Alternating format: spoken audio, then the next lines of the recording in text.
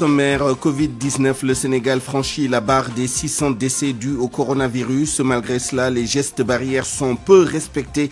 Nous irons à l'université de Dakar, à Louga et à Thiès. Procès de l'affaire Iba Thiam, le verdict est tombé ce matin. 6 mois ferme pour Dame Amar et ses coprévenus. 6 mois avec sursis pour le policier Lamine Diédhiou et 50 millions au titre de dommages et intérêts. Accord de pêche entre l'Union européenne et le Sénégal, le GAIPES va saisir la justice après les propos tenus par l'ancien ministre de la Pêche Ali Haïdar. Vous entendrez le secrétaire général adjoint de l'organisation dans ce journal. À suivre également notre reportage sur la pénurie de bois Djibouti et de miroirs, une rareté inexpliquée, mais qui coûte cher aux artisans menuisiers. Et puis, dans notre rubrique quotidienne Point de vue, nous analyserons les enjeux de la prochaine élection du président de la Confédération africaine de football, la CAF. À la mise en onde de ce journal, Abdoulaye Diop.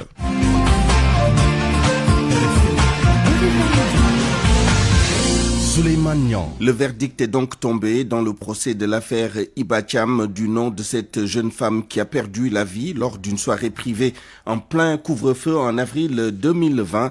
Les prévenus étaient jugés devant le tribunal correctionnel de Dakar. Finalement, Dame Amar et compagnie ont été condamnés pour détention et trafic de drogue.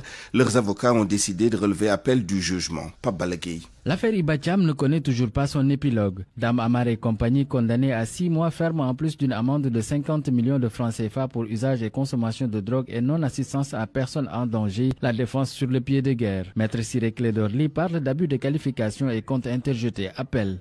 On est dans quel pays? Et ces personnes disent qu'elles n'ont pas consommé de la drogue. Elles veulent qu'une expertise soit faite sur les urines. On les refuse et on les condamne quand même pour usage de drogue. La deuxième chose, c'est qu'on dit qu'ils ont été condamnés pour non-assistance de personnes en danger. Et pour cette non-assistance, c'est encore problématique. C'est problématique, cette non-assistance, on n'est pas là pour plaider, mais en tout état de cause, je pense que c'est pour avoir un support et indemniser la famille de Iba Thiam. Nous sommes désolés, nous ferons appel et on ira chercher une justice équitable. Pour sa part, la partie civile ne cache pas sa satisfaction. Au début, elle avait réclamé 1 milliard de francs CFA pour dommages et intérêts, mais à l'arrivée, elle se retrouve avec 50 millions de francs CFA. Une somme symbolique, déclare Maître Seydou Diagne, avocat de la famille de Iba Thiam. On a bien demandé 1 milliard, mais c'était la stratégie de la partie civile et de la défense. Et nous sommes très satisfaits d'avoir obtenu 50 millions. Bien sûr, ça ne ramènera pas à la vie Iba Thiam, mais nos clients, notamment ses parents, sont très religieux. Mais c'est important, nous sommes en société, que les personnes responsables du décès aient été condamnées à une peine d'emprisonnement ferme. Justice a été rendue et nous attendons de voir la suite de la procédure. Iba Thiam, jeune femme morte en avril dernier au cours d'une virée nocturne en période de couvre-feu suite à une overdose. Dame Amar et 6 autres prévenus les mis en cause. Après 9 mois d'instruction, ils sont condamnés pour non-assistance à personne en danger, usage et consommation de drogue. Le policier Lamine Diédhiou, lui, écope de 6 mois avec sursis pour corruption passive dans cette affaire qui a défrayé la chronique. Dans cette affaire Iba Thiam, le policier Lamine Diédhiou, qui, vous l'avez entendu à l'instant, a été condamné à 6 mois de prison avec sursis. Lamine Diédhiou donc risque également des sanctions disciplinaires selon un commissaire de police divisionnaire à la retraite que nous avons joint à ce sujet. Le commissaire Bassamba Camara précise que ces sanctions peuvent aller jusqu'à la radiation. Il est au téléphone avec El Hadj Ndiogou Diène. Au niveau de la police, vous avez l'article 20 de la loi 2009-18 du 9 mars 2009, portant donc statut du personnel de la police nationale, qui parle des sanctions disciplinaires. Quand un membre des forces de police est impliqué dans une affaire, il est traduit devant ce qu'on appelle un conseil d'enquête. Donc ça, c'est prévu à l'article 20. Donc ce conseil d'enquête est composé de 5 personnes, un président, un rapporteur et 3 autres membres, dont un qui a le même grade que le policier incriminé. Vous avez un certain nombre de sanctions, je crois que c'est au nombre de 5. Vous avez la radiation du tableau d'avancement, vous avez l'abaissement d'échelon, vous avez la rétrogradation, vous avez l'exclusion temporaire de tout. Vous avez aussi la radiation des cadres sans suspension des droits partiaux et la radiation des cadres avec suspension des partiaux. Ces sanctions donc sont prises. Donc quand la commission se réunit, elle passe au vote. Après maintenant, on retient une sanction. Mais cette sanction est proposée et soumise à l'autorité et à le pouvoir de nomination, c'est-à-dire le ministère de l'Intérieur. Mais la décision du conseil d'enquête ne lie pas l'autorité. C'est-à-dire le ministre de l'Intérieur peut, en fonction de la gravité des faits, par exemple, prendre la sanction qu'il pense être la bonne. C'est-à-dire le conseil peut par exemple demander l'exclusion temporaire, mais le ministre peut dire la radiation. Donc c'est comme ça que ça se passe. Dans le cas d'espèce, la sanction pénale n'exclut pas la sanction disciplinaire. Autre procès qui se tient ce mercredi, les 6 habitants de Mbour, 4 extensions placées sous mandat de dépôt depuis lundi dernier sont jugés aujourd'hui devant le tribunal des flagrants délits de Thiès. Ils sont poursuivis pour troubles à l'ordre public, violence et voies de fait.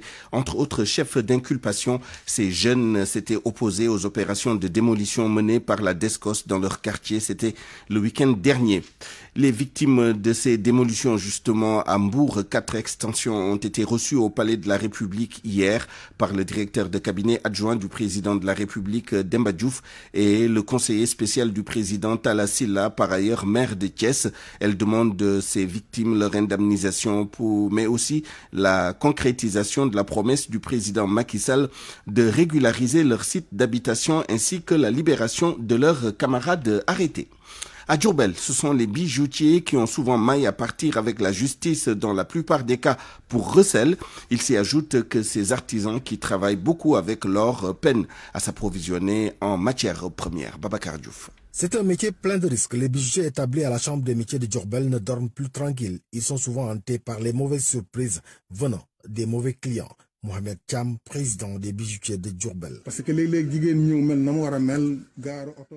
Tu vois une femme bien habillée se présenter à toi avec de l'or. Tu ne peux pas d'entrée savoir que c'est une matière volée. Quelque temps, on te convoque à la police pour recel. Ce n'est pas toujours évident. Moi, personnellement, je n'achète rien des hommes. Mais une femme, quand même, on peut lui faire confiance. Mais ce n'est pas toujours ça. Ce sont les femmes qui achètent de l'or. Ce sont elles aussi qui doivent en disposer pour en revendre. Dommage, c'est le problème de tous les bijoutiers. On en compte à l'appel ces gens.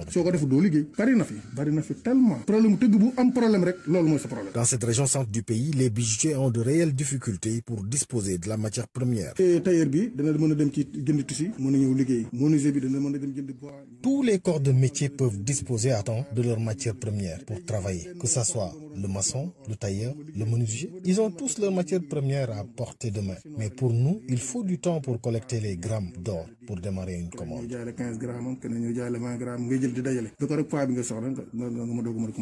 Nonobstant tous ces problèmes rencontrés, les bijoutiers de la région continuent la formation de leurs cadets dans la chambre de métier de Diourbel sans le moindre appui de la tutelle. Diourbel, RFM, Babacar Diouf. RFM, partout, tout le temps.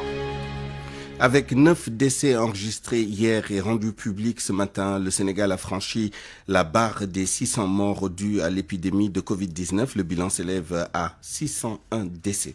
Autre chiffre du jour, 280 nouvelles contaminations ont été relevées ces dernières 24 heures, dont 193 cas de contamination communautaire. 255 patients ont été déclarés guéris.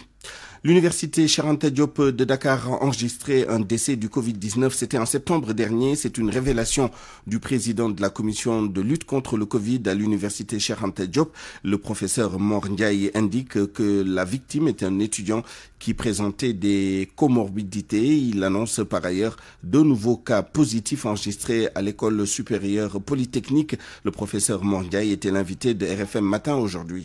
On a eu 2 cas positifs. On a également isolé tous les contacts et on a effectué des prélèvements. Et sur ces cas qui ont été isolés, il y a eu 2 cas encore supplémentaires qui ont été transférés vers le centre de traitement qui est à l'intérieur du coude pour la prise en charge appropriée. Présentement, si je fais le point, on a 4 cas positifs et on a 47 personnes qui sont en isolement en attente de leurs résultats des tests. Et nous disposons également de 2 pavillons qui comprennent 37 chambres individuelles et 33 chambres individuelles également, ce qui fait au total un total presque de 70 chambres individuelles qui sont à la disposition pour la prise en charge des cas de Covid. Quel est le bilan global concernant l'université Cheikh Anta Diop, le nombre de cancers depuis le début de la pandémie? Et sur le bilan global, il faut dire que depuis le début de la pandémie, on a eu 8 cas parmi le personnel enseignant, administratif et technique. Mais on a également 10 cas parmi le personnel étudiant. Et parmi ces 10 cas de personnel étudiant, on a eu à déplorer un cas de décès chez un insuffisance rénale qui faisait ses dialyses et qui a été contaminé et qui est décédé. L'université Cheikh Anta Diop a eu à enregistrer un cas de décès, un étudiant décédé du Covid. Oui, effectivement, l'université Cheikh Anta Diop a eu à enregistrer il y a 3 mois un cas de décès chez un étudiant qui était incident rénal.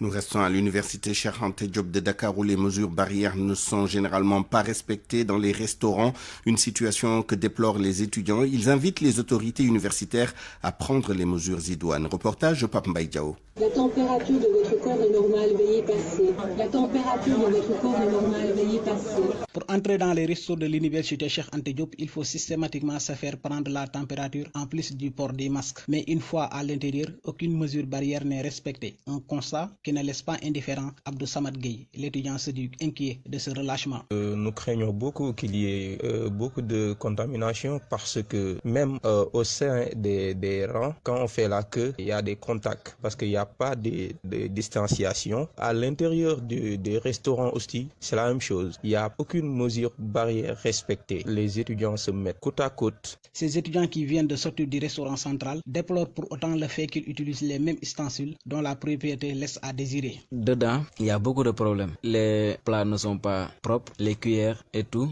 On utilise les mêmes assiettes, on utilise les mêmes fourchettes et parfois on les lave pas bien et tout ça. Émile Ganasset, étudiant en licence 1 de la faculté de droit, invite les autorités à prendre des mesures avant que le pire ne se produise. Bon, je dirais que c'est un danger vraiment. Bon, pour moi, ça, je vais demander aussi aux autorités aussi de renforcer plus davantage parce que ici à l'université, s'il y a ici un cas, ce sera la catastrophe. Donc, il faudrait aussi nous, en tant qu'étudiants, ou même on ne doit pas s'attendre tout du gouvernement, on doit aussi respecter également aussi les mesures barrières. A préciser que l'université Cheikh Anta Diop est déjà infectée par le virus. Des cas de Covid-19 sont notés à l'école supérieure polytechnique. Covid-19 à Louga, dans le département, la pandémie ne cesse de progresser. Au même moment, le relâchement est constaté partout. Les autorités lancent une grande offensive contre la deuxième vague pour remobiliser la population autour de l'engagement communautaire. Abraham Paul Pouille. Le nombre de personnes infectées par le coronavirus ne cesse d'augmenter dans le département de Louga, ce qui inquiète les autorités. Au même moment, un relâchement est constaté du côté des populations. L'engagement communautaire qui faisait jusqu'ici la force de Louga département n'est plus noté, ce que déplore le préfet du département, Mariama Traoré. L'insuffisance de l'engagement communautaire. Donc ça également c'est constaté. Mais à chaque fois vraiment on est en train de sensibiliser par rapport à cela, vraiment pour une remobilisation. Des activités menées à partir de la base des maisons jusqu'aux écoles pour sensibiliser sur les gestes barrières. Comme vous le savez, les écoles constituent des lieux de rassemblement de beaucoup de personnes. Donc on a fait des visites inopinées pour voir, vérifier. Donc il y a eu quelques correctifs également qui ont été apportés suite à notre visite au niveau de ces établissements. Chaque fois, nous tenons régulièrement les réunions du comité départemental de gestion des épidémies. À l'issue de ces réunions également, des orientations sont données et des mesures sont prises. Pour vaincre la Covid-19 dans le département de Louga, les autorités demandent aux populations de s'impliquer davantage. Que les populations s'engagent encore par rapport à cette lutte. Cette deuxième vague est devenue plus virulente, la contagion est devenue beaucoup plus rapide. Il faut encore une remobilisation de tout le monde, une implication de tout le monde, un engagement de tout le monde. Avec cette deuxième vague, les chiffres de cas de contamination dans le département ont triplé comparé à la première vague. Abraham Paul Pouy Louga, Radio Futur Média. À Thiès, c'est le marché central qui est ciblé pour la sensibilisation sur le respect des mesures barrières. Le marché qui sera fermé à 18h. Les commerçants s'en félicitent mais exhortent les autorités administratives à revoir les heures de fermeture des marchés. Reportage de Cheikh Anta Diop. Dans le cadre de la lutte contre la propagation de la Covid-19, les autorités administratives locales et sanitaires ont entamé un vaste programme de désinfection, de sensibilisation et de communication dans les différents marchés de Thiès. C'est le marché central de Thiès qui a ouvert le bal. Adjudant Daoud Touré, chef de la brigade d'hygiène de Thiès, a une fois de plus attiré l'attention des commerçants sur la gravité de la maladie. Dans le département de Thiès, les cas communautaires augmentent de même que les décès, d'où la nécessité d'aller au niveau des marchés pour sensibiliser les commerçants et acheteurs sur le port du masque et le respect des mesures barrières. Les commerçants s'en félicitent toutefois. Ils ont demandé au gouverneur de Thiès de revoir les heures de fermeture des marchés. Pour eux, leur santé financière est précaire à cause de la pandémie. Badoumbay, le premier vice-président, Inakwa Diapo, département de Thiès. Tu descends à 18h et que le dimanche tu ne travailles pas. Ça c'est dur. Nous sommes très fatigués. Il faut que le gouverneur et le préfet revoient ça. Descendre à 20h avant l'heure de couvre-feu, ça c'est possible. Les commerçants de Thiès souhaiteraient que leur doléance soit prise en compte en cas de renouvellement des mesures administratives. RFM Thiès, Cheikh Anta Diop. RFM, fréquente modulation 94.0. La radio en puissance. Nous l'évoquions lors de nos précédentes éditions sur cette antenne. L'armée sénégalaise a repris ces derniers jours ce qu'il est convenu d'appeler ses opérations de nettoyage dans le sud du département de Ziguinchor. Une mission entamée depuis le mois de mars 2020 et qui a abouti à la libération de Bissine et de Mbidjaloum Mandiak, des zones jadis occupées par des bandes armées. Les militaires ont déployé les gros moyens et semblent plus que déterminés à restaurer l'autorité de l'État dans la zone. Lamine Ba. Que l'armée avait la volonté de libérer certaines zones pour baliser la voie au retour des déplacés, ça on le savait à l'avance. Mais ce que l'on ignorait encore, c'est que l'objectif était plus ambitieux que cela. Les opérations de sécurisation en cours dans le triangle Bilas, Sikoun et Bafata traduisent à suffisance la détermination de la Grande Muette de lever toute contrainte à l'instauration de l'autorité de l'État dans cette zone. Il est clair que les tirs à l'arme lourde entendus jusque dans les communes de Boutoupa, Adéane et Kaour, appuyés par une logistique aérienne, illustrent à suffisance que les opérations en cours sont loin d'être un jeu d'enfants. L'enjeu est énorme pour la Grande Muette dans cette partie sud du département de Ziguinchor où l'objectif est double. Il s'agit de baliser la voie au retour des déplacés et y faire prévaloir l'autorité de l'État dans une zone que des éléments armés supposés appartenir au MFDC contrôlent depuis des décennies. Une source bien au fait du déroulement de ces opérations nous a confié que la préoccupation du moment est de démanteler toutes les positions de bandes armées dans la zone et d'y établir un schéma progressif d'implantation et de sécurisation à l'image de ce qui a été fait à Bissine et Mbidjaloum Mandiak. Au mois de décembre dernier, les forces de défense et de sécurité du Sénégal et de la Guinée-Bissau avaient décidé de dépoussiérer les axes de collaboration militaire pour l'instauration de la sécurité transfrontalière entre les deux pays. Ces opérations sont-elles comme le début de la matérialisation d'une telle ambition? L'on est en droit de se poser la question. Depuis ce matin, des informations sur de considérables avancées de l'armée sur le terrain des opérations nous parviennent de différentes sources, mais tout cela est à prendre avec précaution. Pour l'instant, le temps d'y voir plus clair dans les prochains jours. Lamine Ba, Ziguinchor, Radio Futur Média. Autre aspect de l'actualité, la polémique autour des accords de pêche ravivée par les propos de l'ancien ministre de la Pêche Ali Haïdar sur le plateau de l'émission Déclic hier soir sur la TFM. Ali Haïdar qui évoque des versements faits au GAIPES, le groupement des armateurs et industriels de la pêche du Sénégal, par des bateaux européens, soit 190 € pour chaque tonne de thon débarqué. Faux, rétorque le GAIPES qui annonce une plainte. Je vous propose d'entendre le secrétaire général adjoint de l'organisation, Adama Lam, joint au téléphone par Barthélémy Ngom. Ce n'est pas la première fois d'ailleurs que l'ancien ministre M. Haïdar donne de telles informations qui sont erronées. Les 190 € dont il parle, c'est que le prix du thon qui était négocié entre la SNCDS en présence des armateurs, dont le GAIPES et d'autres comme l'UPAMES, était un prix qui était basé sur du thon à exporter. Dans la mesure où le thon est vendu au Sénégal, il n'y avait pas lieu d'inclure dans ce prix ce qu'on appelle les frais de mise en FOB. Les frais de mise en FOB, c'est quand vous sortez le produit de votre bateau et que vous faites un certain nombre de diligences et de formalités pour le mettre dans le bateau qui va l'exporter. Et c'est ces frais de mise en FOB qui étaient évalués à 190 €. Je ne comprends pas comment un ancien ministre de la République peut être fourvoyé parce que le ministre a été trompé dans son appréciation. Il n'a qu'à relire les textes du protocole pour comprendre ce qui est écrit. Donc, personne n'a encaissé 190 €. Personne. Ça n'existe pas.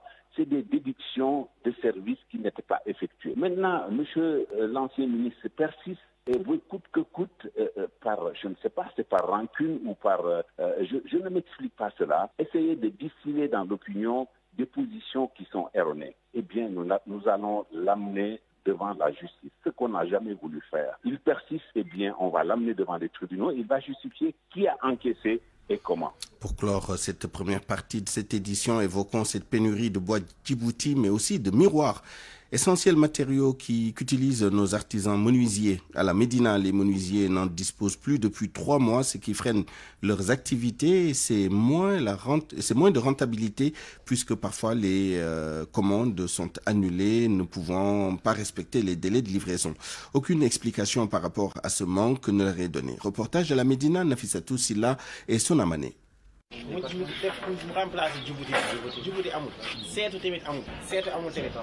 Lui, Étienne Sarr, menuisier, a fait le constat. Depuis un peu plus de 3 mois, difficile pour lui de se procurer ces matériaux. Le bois Djibouti est introuvable à Dakar, voire inaccessible. Hier, il a dû annuler une commande pour une chambre à coucher. C'était une commande d'1 500 000 et j'ai rendu les 700 000 d'avance que j'avais reçus. C'est dur, mais je n'ai pas le choix. Il n'y a pas de Djibouti dans les dépôts de bois, mais ces temps-ci, je travaille avec le bois rouge. Dans son atelier, Ousmane Faye s'active comme il peut avec le peu de bois qui lui reste. Il déplore le ralenti que cette pénurie lui cause. Avant, vous pouviez trouver 4 à 5 chambres à coucher, mais ces semaines dernières, c'est une seule chambre à coucher que nous avons fabriquée. Tout est au ralenti et on ne sait pas pourquoi. Et les charges sont nombreuses. C'est parce que aussi tout le monde adore le Djibouti. Abdoulaye Ly nous fait savoir que d'autres variétés de bois sont aussi rares sur le marché.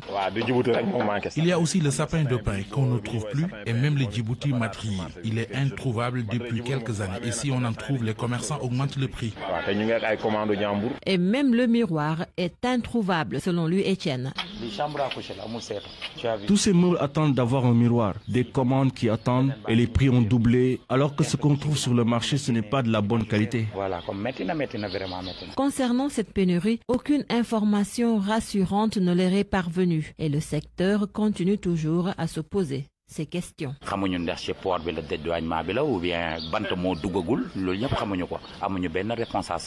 Avant l'actualité internationale, dans un instant, cette nouvelle qui vient de nous parvenir, la communauté mouride en deuil avec le décès de Serigne Djily Mbacké, khalife de Serigne Modou Mamoun Mbacké de Darussalam. Il s'est éteint tôt ce matin. L'inhumation est prévue cet après-midi à Darussalam. RFM. L'actualité internationale.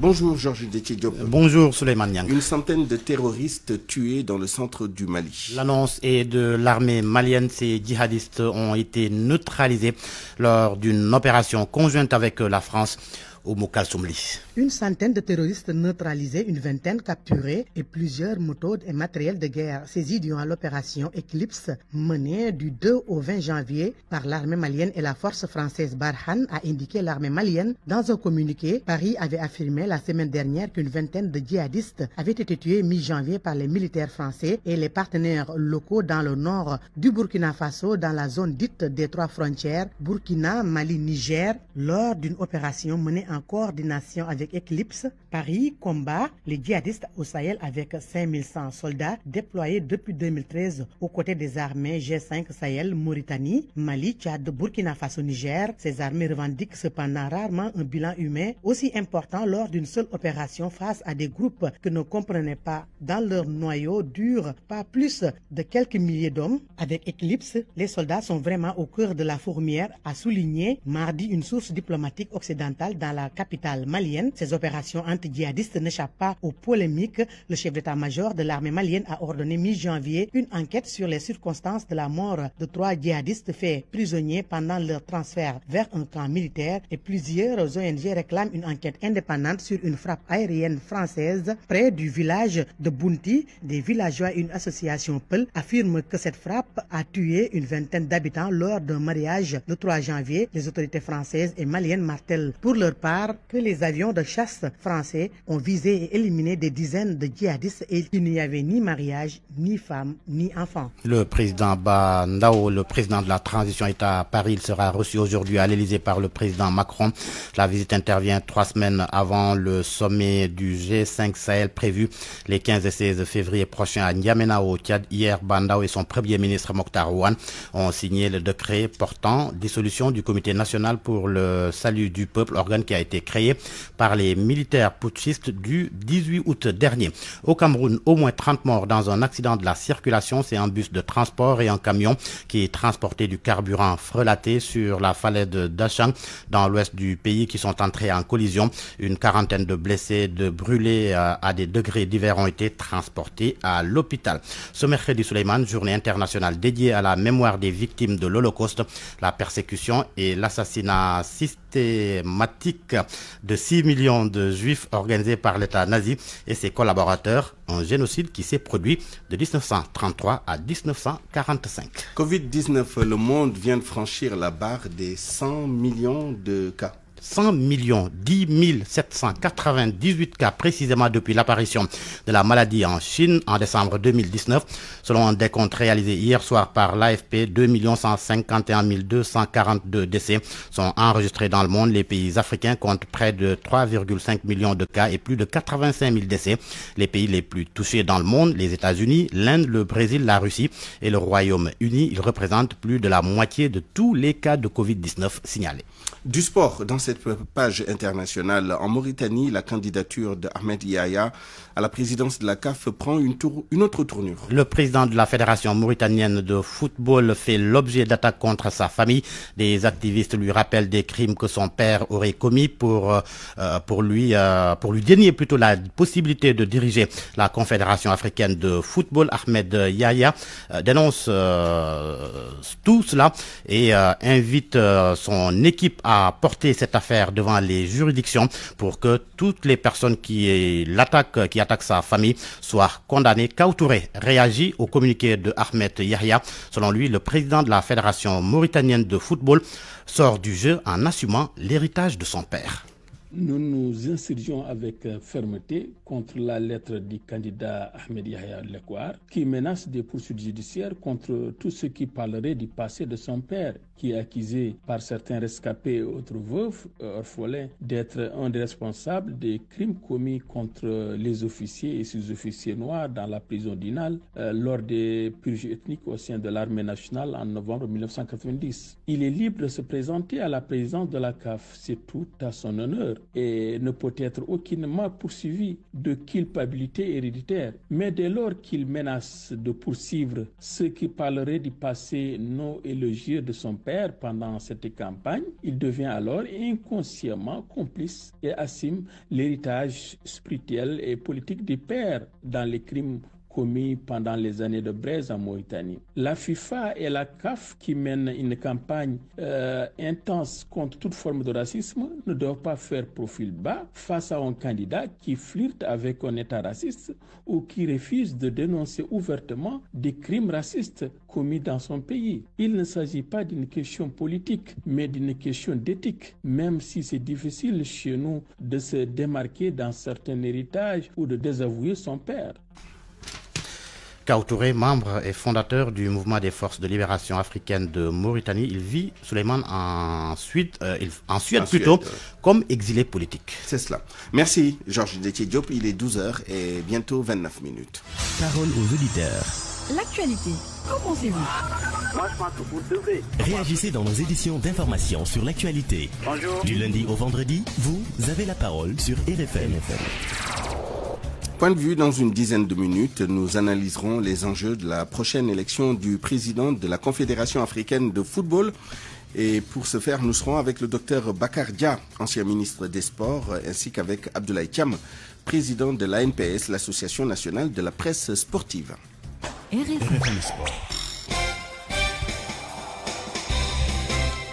Ce qui nous amène à accueillir Chertidiane Diagne pour le journal des sports. Bonjour Chertidiane. Bonjour à vous Suleiman et bonjour à tous. Football, mise à jour du calendrier de la Ligue 1. 2 matchs prévus cet après-midi. À 16h, Teungueth FC, qui occupe présentement la 3e place au classement, accueille le Casa Sport de Ziguinchor, Stade Tengalan de Diouf de Rufisque. À la même heure, Stade Amadou Barry de Guédiawaye, cette fois-ci c'est le Jaraaf, 11e au classement qui s'oppose à Mbour Petite Côte. À rappeler que ces deux formations sont donc les équipes qui représentent le Sénégal en compétition africaine. Retrouver la Ligue 1 reste la principale ambition de Guédiawaye Football Club qui évolue cette saison en Ligue 2. Avec une entame de saison assez difficile, le club de la banlieue va redresser la pente dès ce week-end contre le Dakar University Club. Omar Mbou, notre reporter, a assisté ce matin à la séance d'entraînement de Guédiawaye Football Club.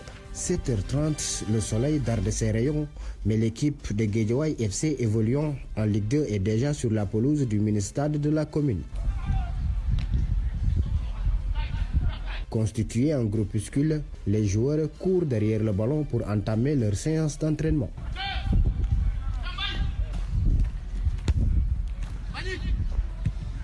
Parmi eux, Mohamedou Diallo attire notre attention de par ses gestes techniques. Ça va bien. Cool. Tantôt il a le ballon.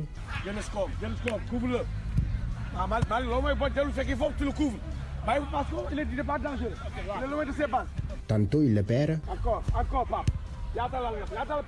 Il est la pioche de l'équipe. La défaite qu'on a prise la fois dernière nous a permis de se mieux relever, quoi. On va faire tout notre possible pour prendre les 3 points et monter en haut du classement, quoi. Avec un parcours mi-figue, mi-raisin, Guédiawaye FC a enregistré 2 victoires et 2 défaites en 4 journées. Le coach Aliou Mbaye, pas alarmant. Nous on est là, on continue à travailler. La certitude que j'ai, c'est que nous avons une équipe joueuse. Même si les résultats tardent quand même à se dessiner, on va continuer à travailler. On est juste au début. Pour la 5e journée, Guédiawaye FC va faire face à la Duc, une équipe dure à manier, reconnaît Aliou Mbaye. C'est un investissement parce que jusqu'à présent, c'est une équipe qui n'a pas encore perdu. Ils ont fait 4 matchs, 2 victoires et 2 matchs nuls. Ça veut dire qu'il y a de la solidité. Mais Guédiawaye FC ne démord pas et veut empocher les 3 points face au Duc. Le championnat n'est pas encore fini, hein.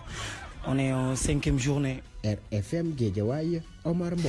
Reprogrammation des rencontres de la Ligue de foot amateur. Les clubs vont devoir jouer 2 fois par semaine, en week-end et en jour de semaine, ce qui n'agrée pas à certains présidents de clubs, dont celui de la Renaissance sportive de Yoff.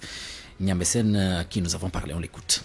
Nous disons non. Je pense que c'est un dictat qui ne dit pas son nom. On ne peut pas accepter cela. Un club qui joue lundi et qui doit se déplacer mercredi pour aller à Tamba, comment est-ce possible? Financièrement, nous ne pouvons pas le faire. C'est intenable. Sur le plan organisationnel et sur le plan physique, c'est intenable. C'est pourquoi nous lançons un appel au président de la Fédération sénégalaise de football, Maître Augustin Senghor, de convoquer une réunion, l'ensemble des clubs, la Ligue de football amateur, pour discuter sur cette question. Parce que nous disons non et nous ne pouvons pas le faire. C'est pas possible. C'est pas possible. Des fois, j'ai l'impression qu'il y a des gens qui sont là pour travailler pour eux-mêmes et oublier les clubs qui jouent, qui financent et qui font tout. Donc je pense que là, c'est pas possible. Et je profite de l'occasion pour lancer un appel à tous les clubs amateurs. Donc de se regrouper et de dire non à ce dictat.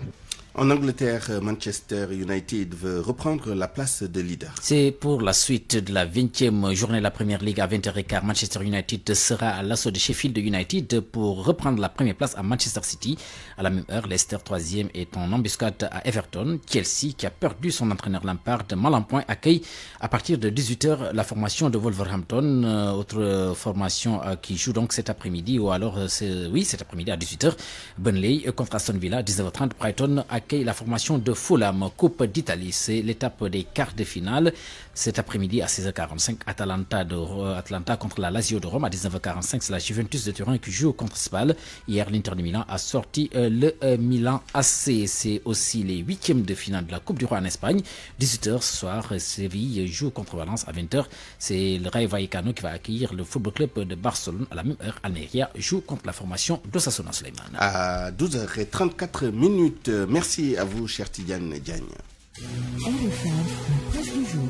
Le travail et l'esprit d'équipe, voilà ce qui compte chez Beko. Être à l'écoute de vos préoccupations et vous offrir des solutions intelligentes, novatrices, qui vous simplifient la vie, voilà la clé du succès de Beko qui a persuadé 447 millions de foyers à nous faire confiance. Beko, numéro 1 de l'électroménager en Europe, partenaire de votre quotidien. Jusqu'au 31 janvier 2021, toute la gamme Beko est en fait chez Electronic Corp avec des remises exceptionnelles. Electronic Corp, partenaire des grandes marques. Electronic Corp et sa gamme Beko, numéro 1 de l'électroménager en Europe, vous offre votre revue de presse. Nous retrouvons Georges Détié-Diop qui a lu la presse de ce mercredi 27 janvier 2021 pour nous. Eto, pas desserré à Dakar et Thiès. L'État a maintenu les mesures exceptionnelles dans ces deux régions. Ainsi, l'observateur indique à sa page 4 que Dakar et Thiès sont sous couvre-feu jusqu'au 20 février. Le journal rapporte que par décret présidentiel, le chef de l'État a prorogé pour une période d'1 mois renouvelable le couvre-feu en vigueur depuis le 7 janvier dernier dans les régions de Dakar et Thiès de 21h à 5h du matin. Cette mesure incluse dans le décret et qui proclame l'état de catastrophe sanitaire dans ces deux régions a pour objectif de stopper la propagation du Covid-19. Walf Quotidien confirme l'information et affirme que Macky met une croix sur les baptêmes, mariages, réceptions, manifestations religieuses, entre autres. En effet, à la suite du décret présidentiel, le ministre de l'Intérieur a sorti un arrêté annonçant l'interdiction de toute réunion privée telle que les baptêmes, les mariages, les réceptions et les manifestations religieuses. L'interdiction de tout rassemblement dans les lieux recevant du public, notamment les hôtels, les salles de spectacle, les dancing, les bars, les cafés, les salons de thé, les plages, les marchés hebdomadaires, les terrains et salles dédiés au sport. Le décret présidentiel a été publié hier 26 janvier et pourtant il a été signé le 22 janvier. Tout ceci, selon l'AS, prête à équivoque et laisse entrevoir une cacophonie au sommet de l'État. Selon mon confrère, une confusion est semée sur la tête de bon nombre de Sénégalais qui ne comprennent plus la logique du gouvernement. En tous les cas, son secrétaire général, Abdoulatif Coulibaly, indique dans Sud Quotidien que le couvre-feu n'a pas pris fin. Il est même renouvelé et confirmé par le décret de proclamation de l'état de catastrophe sanitaire. Dans Sud, le président du groupe parlementaire, Benno Bokk Yakaar, réagit lui aussi à la controverse autour de l'application de la loi modifiant l'état d'urgence et l'état de siège. Aïmé Rouning dit être surpris d'entendre des hommes de droit s'aventurer dans des domaines relevant de la loi et des règlements sans prendre le soin de vérifier leurs propos. Pendant que certains alimentent la polémique, le virus continue de se propager. Source A constate que la barre des 600 morts est presque atteinte avec les 10 décès supplémentaires d'hier. 48 cas graves et 133 nouvelles contaminations enregistrées. Trop de contaminés, trop de morts, trop de faim, trop de désemparés, trop de fatigués, regrette Tribune. L'heure est donc grave selon le journal qui se pose la question de savoir si l'état de catastrophe sanitaire suffit. Tribune qui demande au chef de l'État de prendre la parole pour rassurer le peuple, mais aussi et surtout pour reformer les rangs et aller à l'assaut du virus qui peut être vaincu. La mortalité du coronavirus en Afrique. Enquête apprend que le Sénégal, longtemps deuxième mondial en termes de lutte contre la pandémie, fait partie actuellement des pays qui ont les pires chiffres dans l'espace UEMOA et CEDEAO. Mon confrère souligne cependant que l'une des raisons qui pourrait expliquer le nombre élevé de morts officiellement recensés au Sénégal par rapport aux pays voisins, c'est sans doute les tests controversés sur les morts. D'autres morts, pas liées au Covid-19, des morts subites. 6 en 7 jours, fait savoir Vox Populi qui parle d'une autre série macabre. 3 décès inexpliqués hier entre Dakar, Touba et Nioro après les 2 d'avant-hier et celui du mardi 21 janvier à Dakar. Des nouvelles de Idrissa Seck. L'observateur a tenté d'en avoir et affirme qu'après la parole, le temps du travail semble avoir sonné chez le nouvel allié du chef de l'État Macky Sall. L'heure est donc au travail pour Idrissa Seck. Un de ses proches collaborateurs confie d'ailleurs à l'observateur qu'il est en train de travailler parce qu'il ne peut pas passer tout son temps à communiquer. Il va tous les jours à son bureau et mène ses activités. Il procède quotidiennement au travail avec son cabinet et le personnel. Parallèlement, il continue de donner corps à son cabinet, nomme graduellement ses collaborateurs, reçoit, donne des directives, écoute et ficelle des projets. Cette nouvelle escalade entre Maître Moussa Diop et son successeur à la tête de Dakar Demdik, Omar Boun Khattab Silla. Source A révèle que face au refus du nouveau directeur général de lui verser l'intégralité de ses indemnités, Maître Moussa Diop a décidé de saisir la justice. Et vous savez quoi? Selon le journal, il a réussi son coup en obtenant la bénédiction du juge dont la décision n'est effective que le 25 janvier passé. Plus clairement, les comptes de Dakar Demdik seront saisis. La décision du juge est d'ailleurs notifiée aux banques de Dakar Demdik. Un coup d'œil à présent dans les Échos. Il est question des opérations militaires en Casamance. L'armée a décidé de reprendre sa mission de ratissage et de sécurisation dans la zone de Senghor, frontalière avec la Guinée-Bissau. Les bandes armées écument la zone. Hier, l'armée a procédé à des bombardements qui ont duré toute la journée. À ce propos, la DIRPA affirme que l'armée va traquer tout élément armé présent dans la zone et nettoyer tous les champs de chanvre indiens. Le patron de la DIRPA est formel. Ils iront trouver les bandes armées où qu'elles soient sur le territoire régional. À vos kiosques et bonne lecture.